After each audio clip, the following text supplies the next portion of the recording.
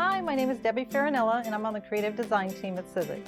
I'm here at Scrapbook.com to show you the exciting things that you can do with our Bigz dies, our Stencil Film, and intricate dies to create different projects for DIY at home or any of your paper projects that you want to send, mail, or wear. So starting with our Floral Lay Die, how cute is this? For any of your tropical parties, any of the luau's you're going to, or just to wear around the house. I would wear that any minute. It can be either a long lay, or you can do the same idea with a shorter strand as a bracelet. It's a great project to do at any birthday parties for any of your friends, your kids' friends, or just the kids in the neighborhood. Using our stencil film, we've created with acrylic paint and our intricate dies, the coasters, this tray for great DIY projects, this adorable mug decorated around with our stencil film and the floral lay dies or the spring things. And then with our mat board, we've created this really cute box. And with our intricate dies, you're able to do little counting cards for kids that are learning how to count. So for number 1, there's 1 bunny. Number 3, there's 3 bunnies. It all sits perfectly together inside of one of our animal boxes and are good to go. A great little learning technique for the kids. And for one of our intricate dies, how great is this card in a box? Using the flowers, the lattice, we've created a little box that when it's cut, assembled, and creased on the score lines, it fits right into an envelope, nice and flat, ready for the recipient to pop up and enjoy the garden. For a bookmark idea, using our stencil film, I'm going to show you how to create a little bookmark using our eucalyptus die. Using our stencil film and our Bigz eucalyptus die, we're going to create this adorable, quick and easy, ready to add to your favorite book bookmark. Our stencil film comes with 10 sheets of stencil film that can be used for inking or using any kind of acrylic paint to add to your home decor piece. So the bookmark with the stencil film, I'm going to use our eucalyptus Bigz die. These are the steel rule blades that can cut any kind of material from any thickness, mat board, chipboard, 8 layers of fabric, all sorts of grunge material, leather, everything. So I'm going to use it just to create a bookmark using cardstock. First, I'm going to take our stencil film and I'm going to lay it on top of the bladed area. If I go like this, you can look down and you can see where the blades are. You can press down gently and feel the blades without cutting yourself, but you just want to make sure your paper is completely covering the bladed area.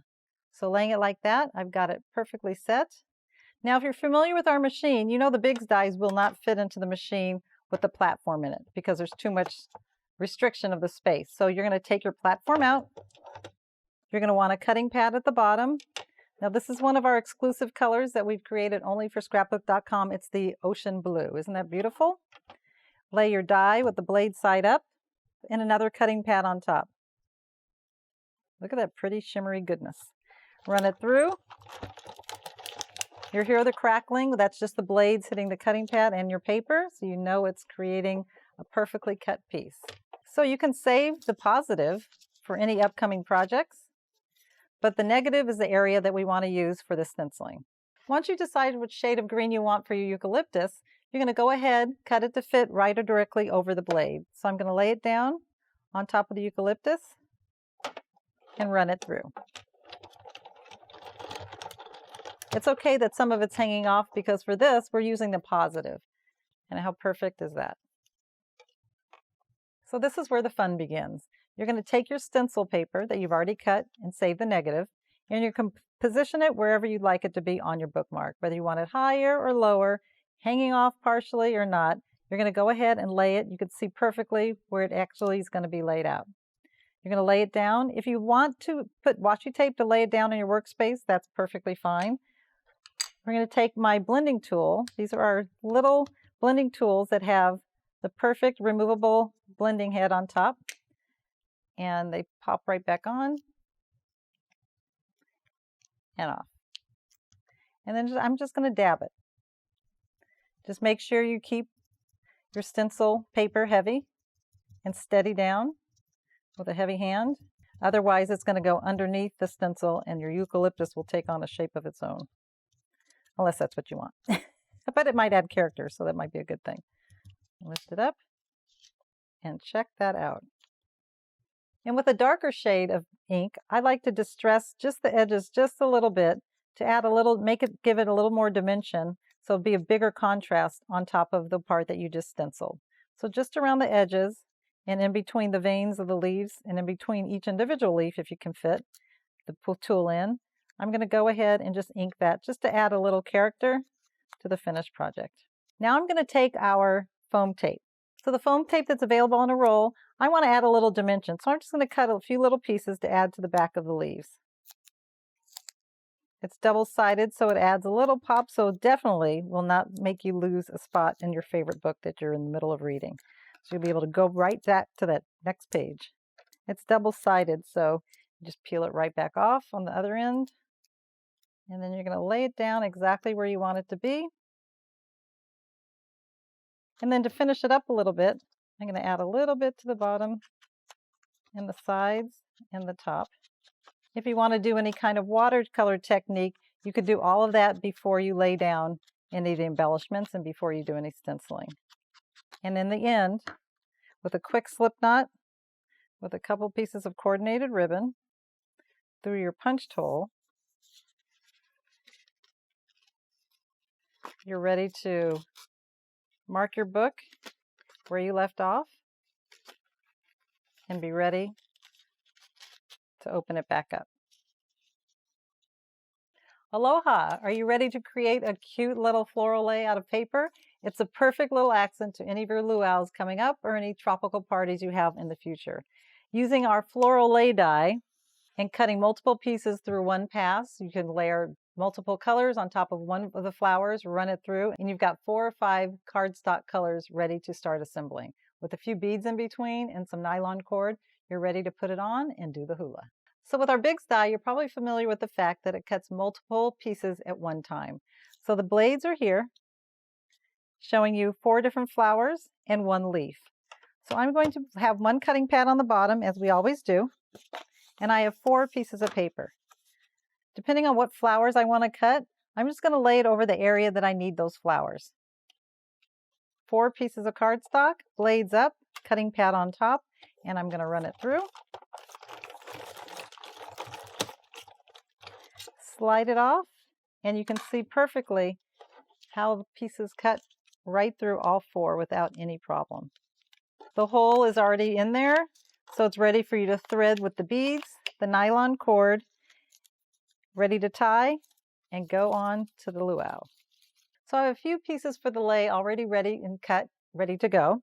With our paper sculpting tool, you have multiple knobs on each end. You have a quilling tool. You have the piece that's a little pointed so it'll make the vein and the leaf, and a really tiny tool. You'll see as I show you how it creates a different dimension to each flower. So for something like this, I'm going to roll it around, and you can start to see, even though it gets crinkly, don't worry, because petals are not perfectly straight. They all have that soft little edge to them. See how it starts to take a life of its own? It kind of starts to tighten up a little bit. So that's doing that one. This can either be a leaf or a flower. If it was a flower, I would do more than one. Same idea. But it's better, even though you can cut 2 at a time or more than 1 at a time, it's better to do the sculpting 1 at a time. So I'm going to go ahead and lay that there on like that. You can either put a jewel in the middle if it's going to be on a card, or you can use the elastic thread and have it going through the center to create a portion of your lei. This one here, same one, if I decide that when I see the little veins here that I want to use it as a leaf, even though this is a peach color leaf, pretend it was green. You have this one little part of your sculpting tool that's a point. There's no ball at the end. You're just going to take it down the center and just drag it along the part there. And it creates a stronger crease down the center of the vein, as if a real leaf would, and then it gives it a better way of pinching it in the middle to create more dimension. So that's one way of using it as a leaf, and this is another way to use it as a flower. This one here is actually a leaf. So this one does not have a vein down the middle, so you can create your own. You can either go tight and do one down the center, or if you want to add multiple veins like another traditional leaf, you can do that also. And just continuing up. No 2 are alike, just like in nature, there are no 2 flowers that are identically the same. When you're veining your leaves, you want to make sure that using this point, you're on this thinner felt base.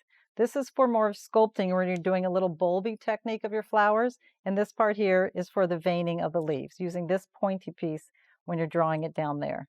Otherwise, this would puncture your foam. So this is the area you want to use for the vein, and this is the area you want to use for making your flowers a little more blossomy. So when you're ready to assemble your lei and all of your beautiful blossoms are ready to go, you're going to want to go ahead and glue each little petal to each other. So if this was my flower that I wanted to finish, I'm going to add this yellow piece to the center of this flower and then adhere another one underneath with a wet glue or tape runner or hot glue.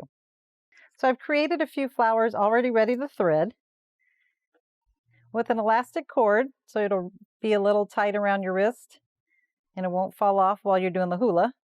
I'm going to go ahead and tie a knot.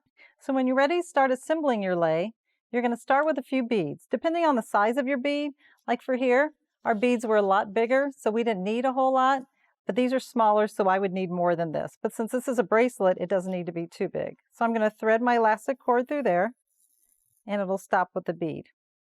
So to add a little space in between each flower, I'm going to lay my one flower after the beads and put another bead or more in between to create a little space in between.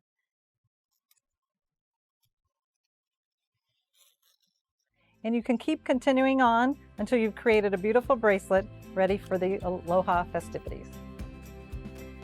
Thanks for watching. If you like this video and want to see more from Scrapbook.com, please share, like, subscribe, and leave a message. Happiness is life handmade.